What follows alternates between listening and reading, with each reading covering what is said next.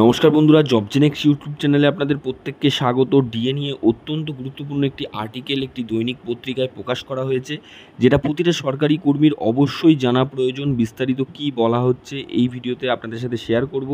ভিডিওর ডিটেলসে যাওয়ার আগে বলে রাখবো, যারা চ্যানেলে নতুন প্রথমবার ভিজিট করেছেন অবশ্যই চ্যানেলটিকে সাবস্ক্রাইব করে অল বেল আইকনটি বাজিয়ে রাখুন এবং জনস্বার্থে ভিডিওটি অনেক শেয়ার করুন। কি বলা হয়েছে দেখুন, ডিএ কোনো আইনি অধিকার নয়, মহার্ঘ ভাতা নিয়ে মামলার পথ খোলা, এলো ব্যাখ্যা।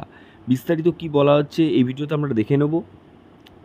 ডিএ নিয়ে যে লড়াই তা সুপ্রিম কোর্ট পর্যন্ত চলেছে। এদিন ডিএ মামলা সুপ্রিম কোর্টে উঠলেও সেই একই রকম পরিস্থিতি হয়, অর্থাৎ পুনরায় নেক্সট ডেটে ফেলে দেওয়া হয় ডিএ মামলাকে।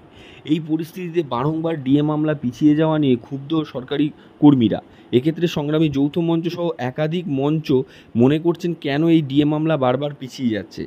রাজ্য সরকার সুপ্রিম কোর্টে কোন খেলাই না খেলছে, যেখানে ডিএ মামলা বারবার পিছিয়ে যাচ্ছে। সেখানে দেবপ্রসাদ হালদার আরটিআই করেছিলেন ষষ্ঠ বেতন কমিশন নিয়ে। ষষ্ঠ বেতন কমিশনে কি এমন লেখা ছিল যেটা ডিএ মামলাকে সমাপ্ত করতে পারে? দেবপ্রসাদ হালদারের দাবি, ষষ্ঠ বেতন কমিশনের রিপোর্ট হাতে পেলে পুনরায় একটি মামলা করা সম্ভব।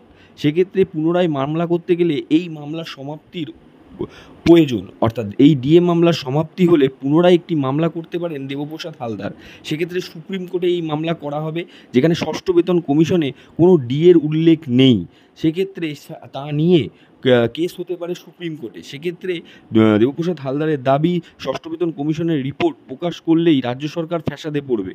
সঙ্গে সঙ্গে এই মামলার সমাপ্তি ঘটবে এবং রাজ্য সরকারকে কেন্দ্রীয় হারে ডিএ প্রকাশ করতে হবে পঞ্চম বেতন কমিশন অনুযায়ী। তারপরেই কেস করা হবে ষষ্ঠ বেতন কমিশনের, অর্থাৎ ষষ্ঠ বেতন কমিশন নিয়েও কিন্তু রাজ্য সরকার জর্জরিত। সেই জন্যই বারংবার ডিএ মামলা পিছিয়ে দিচ্ছে সুপ্রিম কোর্টে রাজ্য সরকার এবং বিভিন্নভাবে এই ডিএ মামলাকে আটকানোর চেষ্টা করছেন রাজ্য সরকার।